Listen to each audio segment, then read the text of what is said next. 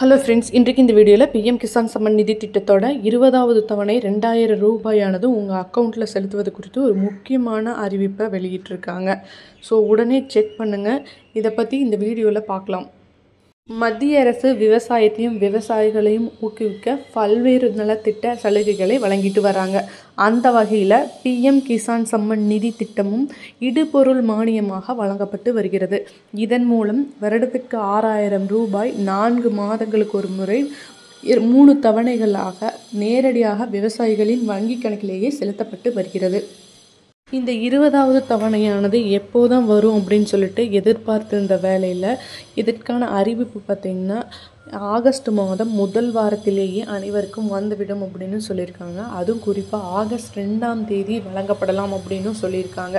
அன்றைய நாளில் பிஎம் கிசான் வெப்சைட்டில் பெனிஃபிஷியரி லிஸ்ட்டில் இருக்கிற பயனாளிகள் அனைவருக்குமே வழங்கப்பட்டு விடும் அப்படின்னு சொல்லியிருக்காங்க.